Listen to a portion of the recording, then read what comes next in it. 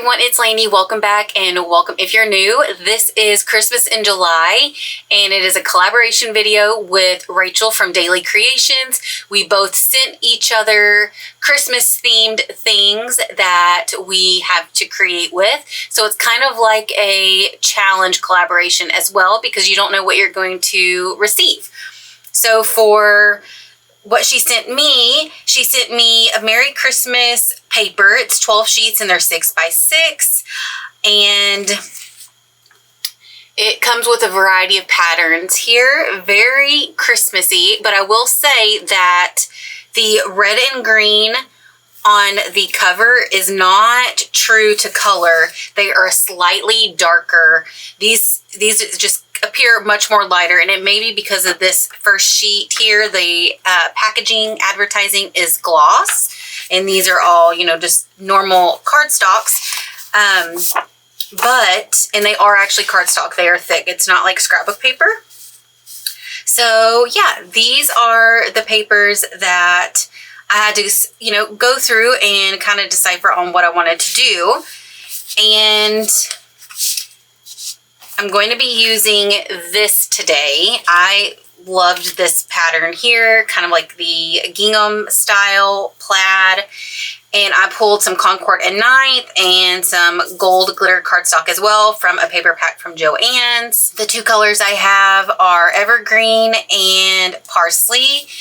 And it's because they both kind of go with this pattern here. I could not find a red that would go well. So these are the cardstock and colors that I'm going to be working with today.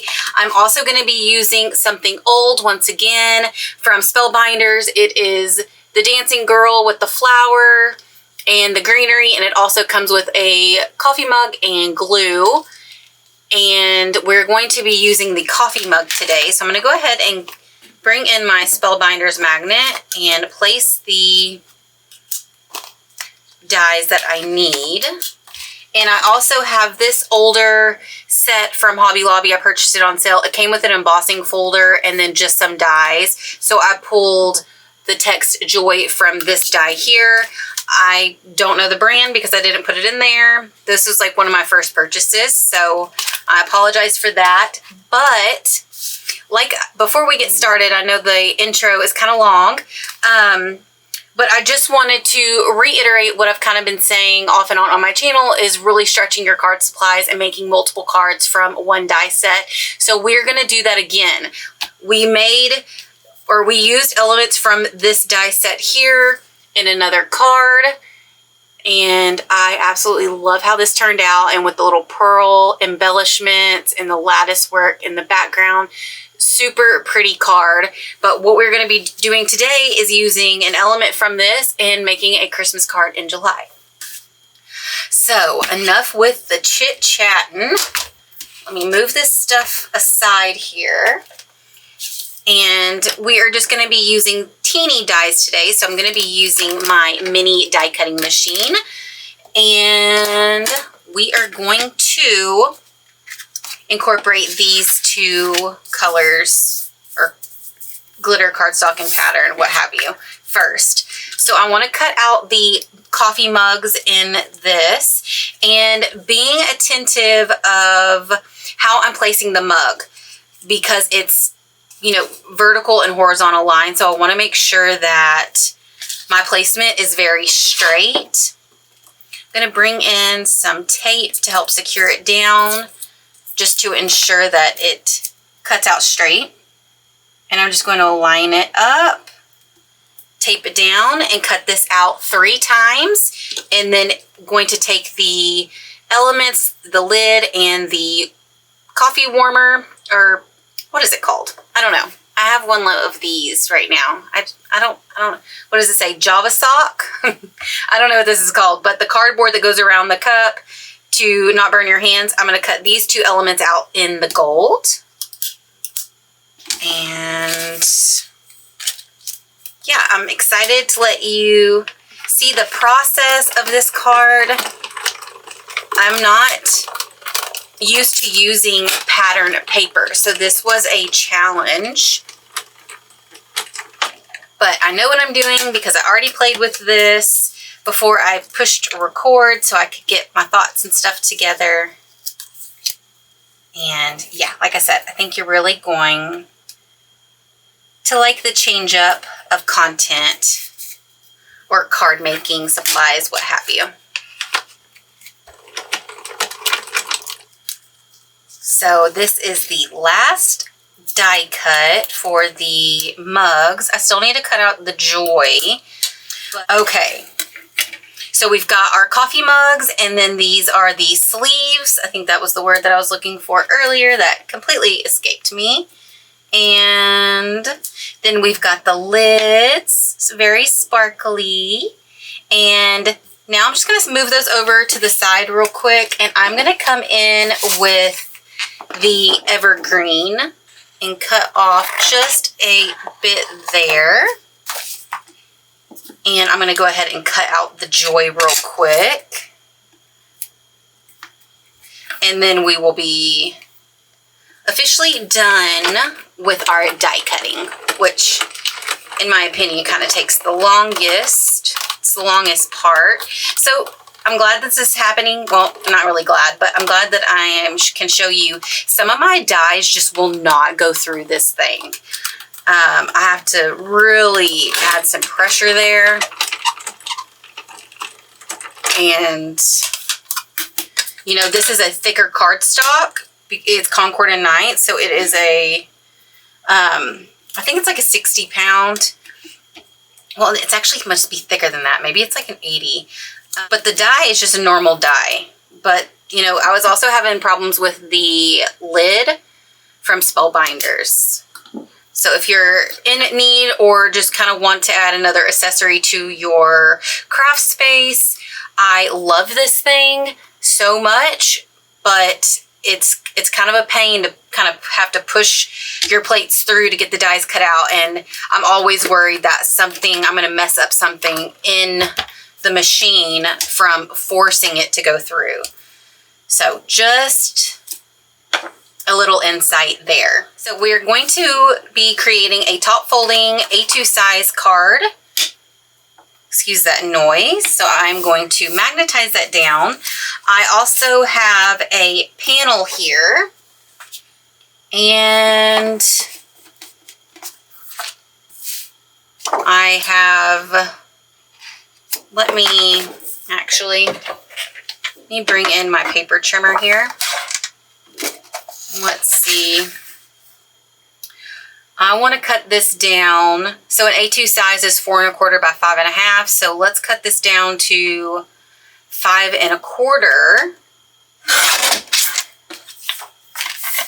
by 4. And this is going to be used as our panel. So we will have a slight margin from the card base to the panel, and then I want to incorporate a little more white. So I'm going to move this in, and I was doing something like this earlier. So I'm going to add some glue more toward the top portion of this white panel here. And this is 110 pound cardstock, the white. And shift that up a bit. Okay, now it is stuck. And I've got some glue there, but this is how it looks. I just cut down my panel, as you saw, and then just kind of just makeshifted the white one. And now I'm going to turn this over so I can see the white overhang, and I'm going to trim off the excess white now. Okay, and now we have our panel, and that's kind of what we're working with. Kind of an abstract design with the shapes being the way that they are. So let's go ahead and attach our panel and then build up from there. I've changed my process. Instead of just building the panel off of the card base, I really just kind of liked making sure my panel is attached. and then adding the elements to the panel. And I always start on the outer edges with my foam tape and then fill in the center. This is not as wide as the foam tape that I typically use, but it is still the 5mm, and it is from Hobby Lobby. They just had run out of the wider ones, so I bought basically everything that they had left. So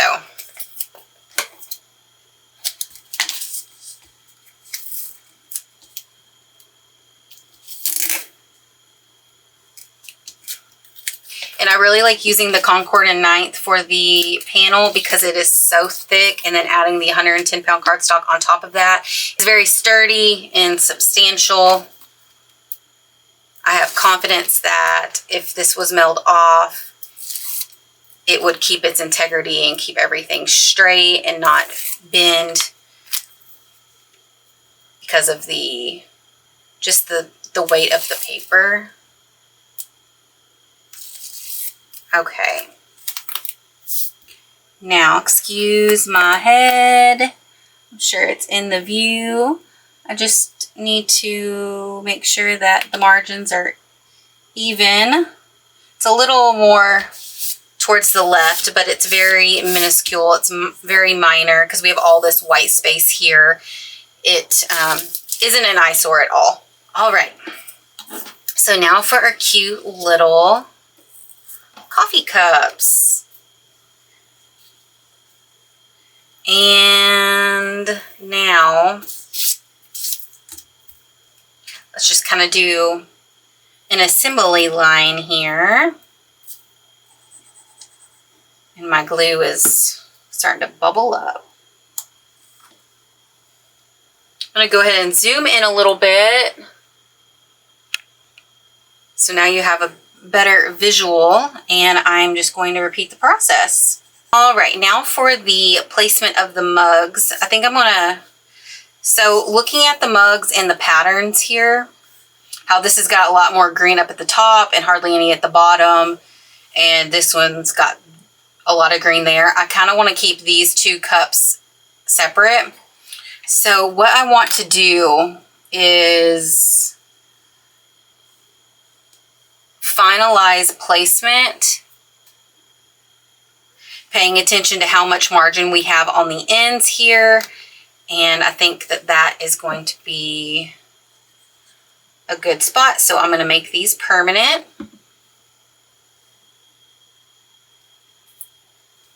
Press that down.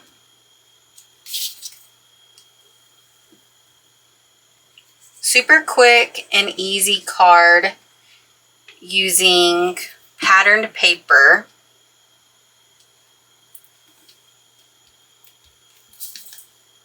And this totally reminds me of the 90s. This color green and this pattern.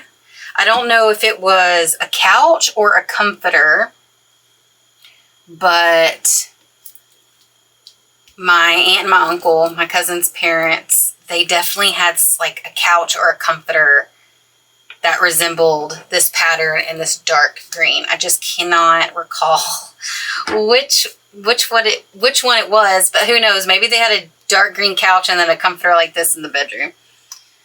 Okay, so now taking that same green, we cut it out in the Joy here, and that was like way too much glue. So I'm going to take, take the poker part and try to remove as much of that glue as possible. Okay. Repeat that process, just taking my tweezers. You could definitely use spray adhesive if you wanted, but you know, I have to go outside.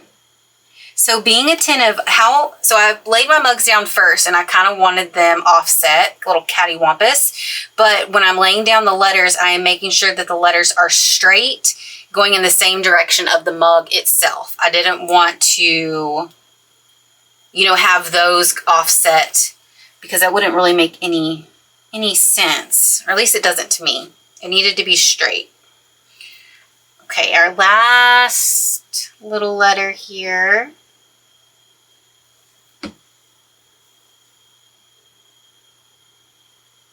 Okay, getting those pressed down. What I'm going to do is actually turn my card over, apply my magnets on top just to allow some pressure so everything can really get adhered and stay adhered. And while that is setting, I'm going to pull some embellishments and then we're going to be done for today. Okay, so now that our card has been setting, everything is stuck down. I pulled some embellishments. These two here are from Dollar Tree, and these are the Paper Studio from Hobby Lobby. I really like these. I've used these quite a bit on my channel. I want to stay around the cups itself, so I'm just going to kind of randomly place these. Let's start with a red, and then kind of see how this is going to work because I don't really have any tinies.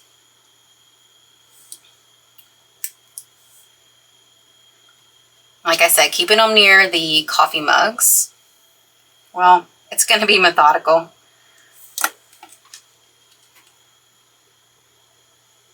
Let me spread this one out a bit.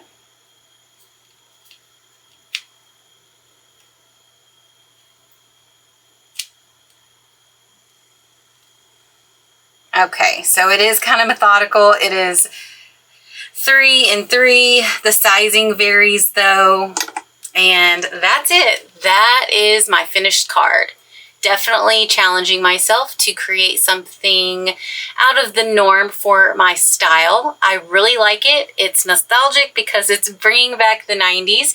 And yeah, thank you so much for watching. Definitely go over or check the description box. I will link Rachel's channel, Daily Creations, down there so you can see what she came up with what I sent her.